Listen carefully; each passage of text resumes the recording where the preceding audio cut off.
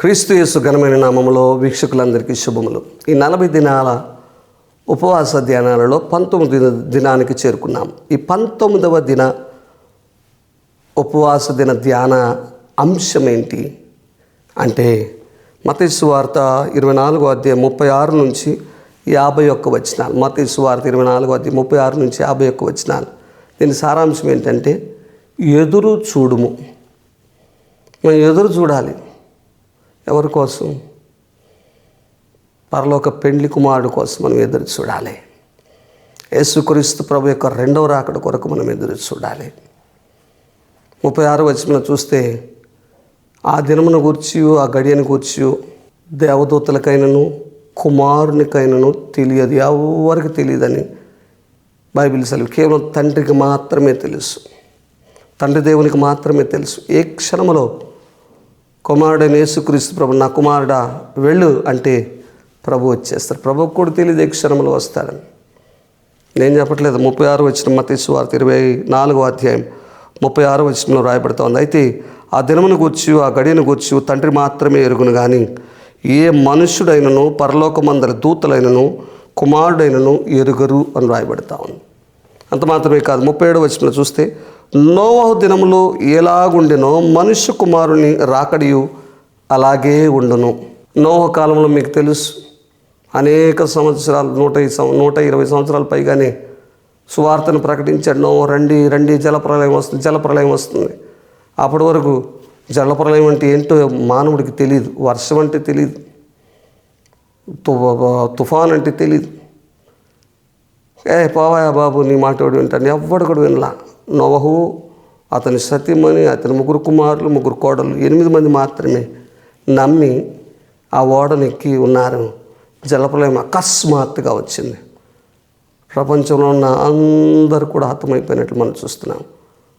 ఒక్కొక్క జత జంతువులను పక్షులను మాత్రం కాపాడారు ప్రభు. నోవహు కుటుంబాన్ని ప్రభు కాపాడినట్లు మనం చూస్తున్నాం. అకస్మాత్తుగా వచ్చింది.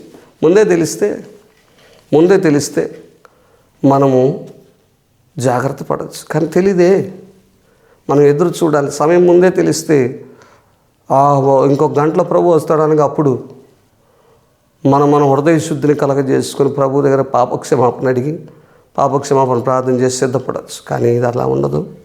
యేసుక్రీస్తు ప్రభుకే తెలియదు, తండ్రికి మాత్రమే తెలుసు. ఏ మనుషుడికైనాను దేవదూతలకైనా కుమారుడికైనా తెలియదని బైబిల్ సెలవిస్తూ ఉంది. ప్రియ విశ్వాసి, యేసుక్రీస్తు ప్రభుని స్వరక్షంగా అంగీకరించినటువంటి నీవు అలక్ష్యము చేయటానికి వీల్లేదు. రక్షణను మనము భయముతోనూ వణుకుతోనూ సొంత రక్షణను కాపాడుకోవాలి, కొనసాగించాలి.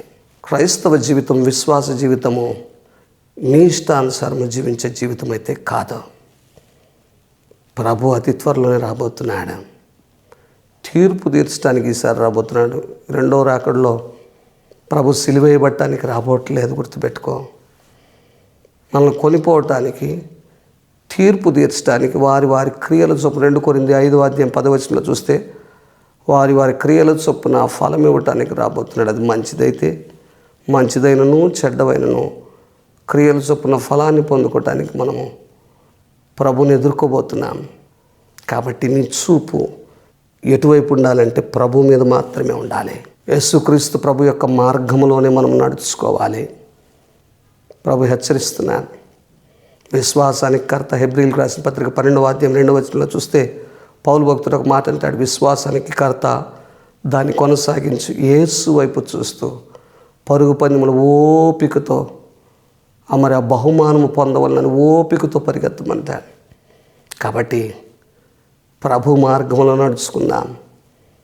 విశ్వాసానికి కర్త, దాన్ని కొనసాగించి యేసు వైపు చూస్తూ ఎదురు చూద్దాం. పేతురు అంటాడు, ఎందుకు ప్రభు యొక్క రాకడ ఆలస్యం అవుతుందంటే ఏ ఒక్క ఆత్మ నశించిపోవటం కూడా ప్రభు చిత్తము కాదు. ఇక్కడ 24వ అధ్యాయంలో చూస్తే ప్రతి ప్రాంతములో కూడా సువార్త ప్రకటించబడేంత వరకు ప్రభు రాకడ ఉండదు అని రాయబడతా ఉంది. మరి అనేక ప్రాంతాలలో అనేక చోట్ల సువార్త విరివిగా ప్రకటించబడతా ఉంది. అయితే నిర్లక్ష్యం చేస్తున్నావా? నిర్లక్ష్య ధోరణి వహిస్తూ ఉన్నట్లయితే జాగ్రత్త పడు. ఎంత బ్రతికి చివరికి ప్రభు రాకడ సమయానికి సిద్ధపాటు లేనట్లయితే, ప్రభు కొరకు ఎదురు చూడని జీవితాలు కలిగి ఉన్నట్లయితే మన జీవితం వ్యర్థం. 2 అడ్రస్లు ఉన్నాయి, 2 కూడా శాశ్వతమైనది. ఒకటి పరలోకం, ఇంకొకటి నరకం. ఈ భూమి మీద ఉన్నప్పుడే నువ్వు ప్రభు కొరకు ఎదురు చూస్తే, ప్రభు మార్గంలో నడిస్తే పరలోకం అనే అడ్రస్, చిరునామాని సొంతమవుతుంది. ఒకవేళ దిక్కులు చూసినట్లయితే, లోకం వైపు చూసినట్లయితే నరకం అనే చిరునామా నీకు సొంతమవుతుంది. ఎంపిక నీదే. ఈరోజే, నేడే రక్షణ దినం మీదే అనుకూల సమయం అని ప్రభు పిలుస్తున్నాడు. వద్దామా? ప్రభు రాకడ కొరకు ఎదురు చూద్దామా? ప్రభుని మనం కలుసుకుందామా? అటువంటి కృప దేవుడు ప్రతి ఒక్కరికి కూడా అనుగ్రహించును కాక. ఆమేన్.